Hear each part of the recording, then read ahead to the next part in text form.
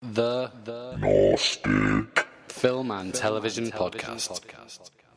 Hello, you're listening to the Gnostic Film and Television Podcast. Today, me and Nathaniel are looking at John Carpenter's classic 80s movie, They Live. So, I came here to discuss They Live and chew bubblegum. And I still got some bubblegum left. If anybody wants any, feel free to get in touch. We're talking about They Live today. Have you seen this film before, Nathaniel? Yes, I actually watched it for the first time about a few months ago. It had been on my to-watch list for years and years, and then I sort of forgot about it. And then I watched it a few months ago for the first time, so it's still quite fresh in my mind. It's not the sort of movie that's easily forgotten. Yeah, it's quite. It's quite. I mean, it's quite a strange little film. What did you think of it? Did you enjoy it? I did enjoy it, but I generally enjoy John Carpenter movies, and to say the least, he has mixed reviews on all of his films. One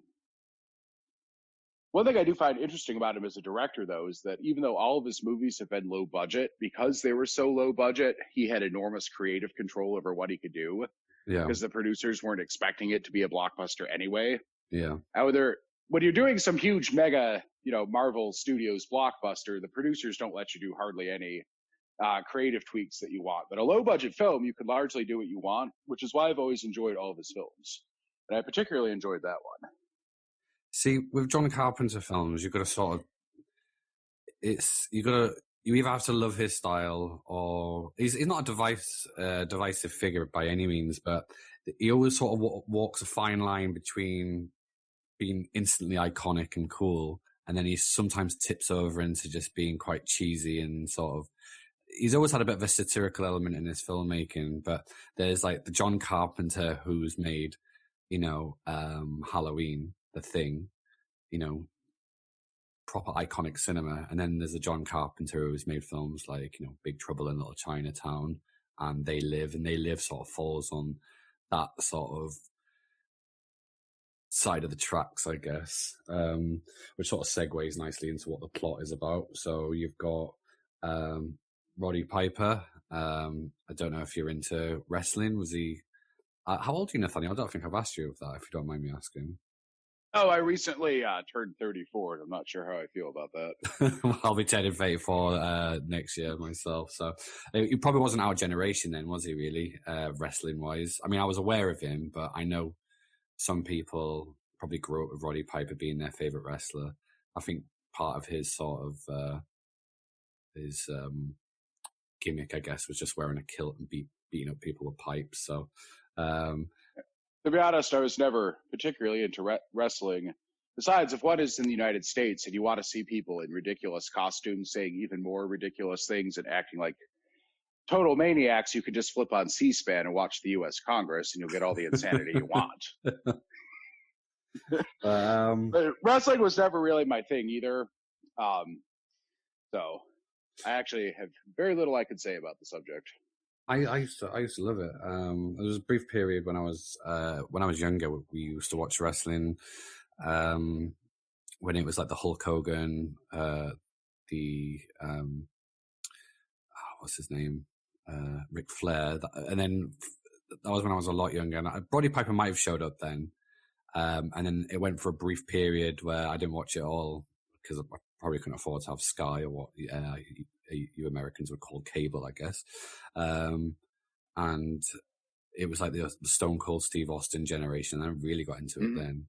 And a lot of people are like, why do you watch it? It's fake. And I was like, my argument was, and I think a lot of people have made this argument, it's like soap opera, but with, And the weirdest thing about professional wrestling is always that, yes, it's fake and scripted, but you actually need a high level of skill to be able to do the stunts. So is it actually fake? Even though, yes, everything's scripted, the people doing it actually need a certain high level of skill to be able to do it and make it look good on TV. So it's not fake from that sense. So it's whether wrestling's fake or not is an ongoing debate that seems to have no clear answer. Yes, it's that fine line between performance art and actual athletic ability. It's a strange mixture of theatre and live sports. Are you familiar with Louis Theroux, the documentary filmmaker? I'm not actually. He's probably more famous in Britain, but he was known for a show called Weird Weekends, where he would basically interview people from all sort of weird and wacky subcultures, like UFO hunters, and there's one episode he does about like professional wrestling, and he has this almost it's funny to watch, almost sort of arrogant perception about what wrestling is, and he gets invited along to do some training with them, and they proper torment him. Like they take him out for a jog and he's throwing up. It's worth a watch if people think that wrestling is just something to be taken lightly. But yeah, a bit of a digression there from the actual film. But yeah, if you're into wrestling, you'll recognize Roddy Piper. I can't remember how many other films he's been in, but this was like, I suppose, his vehicle that could have launched his career, but it never really sort of took off as him being a full-time sort of action star, which is a shame because he's actually really good in this film. He is, a blue-collar guy. He's quite charismatic. He's got some funny one-liners. And John Carpenter says that he hired him because he wanted someone with character. Like he says, like, this is a guy who's lived his life, even though he looks like ridiculously, buff. Being a professional wrestler, he is that sort of. I mean, Kurt Russell probably wasn't available, like I'm guessing, but he's not a bad consolation prize. So the plot is basically Roddy Piper plays this drifter. Think of him as a sort of he's almost like Rambo in a way. He's just drifting from town to town. His name is Nada, which is that Spanish for nothing? I think it might be. So he's like he's like an everyman character, and he's looking for work in the city. He finds a construction site that he's working on, and that's where he meets Keith David. Keith David you might recognize from The Thing. He's a character actor that shows up. I was trying to explain to my girlfriend who he was last night because she recognized his voice and she recognized him as an actor. Basically, he ends up in a sort of community for homeless people, I guess what you would call a shanty town, and he starts noticing something strange is going on with the televisions that they're watching. Television is getting hijacked by a signal by these activists who are basically saying that there is a signal by keeping the population enslaved and in a dreamlike state. The only way to stop it is to get to the signal and destroy it. When people are watching the broadcast, they get these weird headaches, and he decides to investigate. Roddy Piper's character Nada decides to see what's going on, and he discovers that there's these activists. They're developing these sunglasses, special sunglasses that are called Hoffman lenses, which is interesting because Albert Hoffman was the inventor of LSD. So I don't know if that's a nod to acid or psychedelics in general, but it is when you first see the sunglasses, they are next to a chemistry set to see how those been developed. As a plot device, it's kind of it is a little bit stupid, but it's it works. But yeah, the idea being that.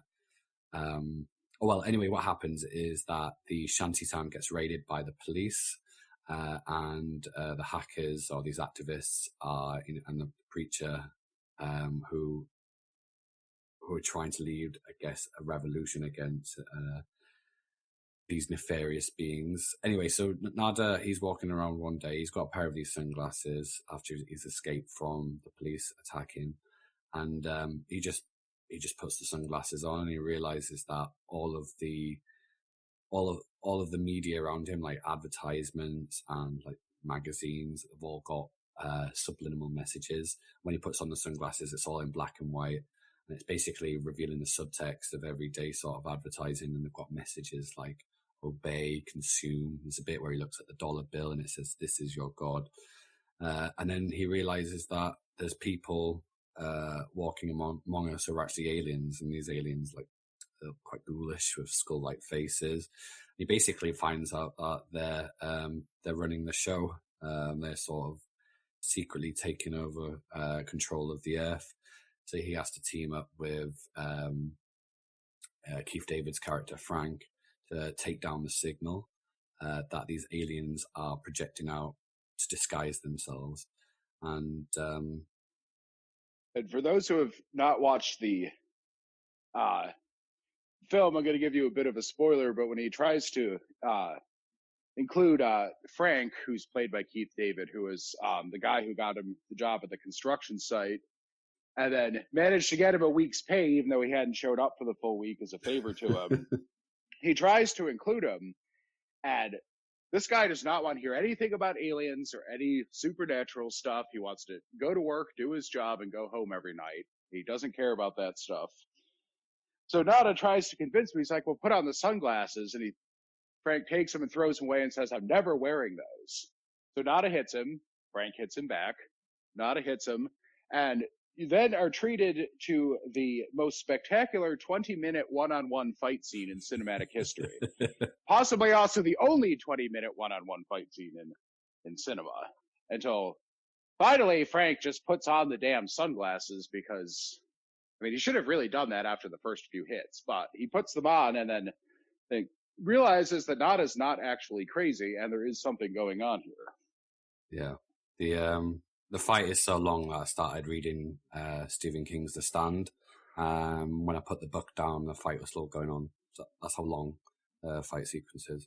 I'm joking, of course, but I don't know if you know this, but if you've ever watched South Park, there's an episode called Cripple Fight between Timmy and Jimmy, and that goes on for ages as well, and that's inspired directly from this film. I love that scene actually in South Park where when they're beating each other to like exhaustion, one of the characters just goes, "Nah, boys, that's enough."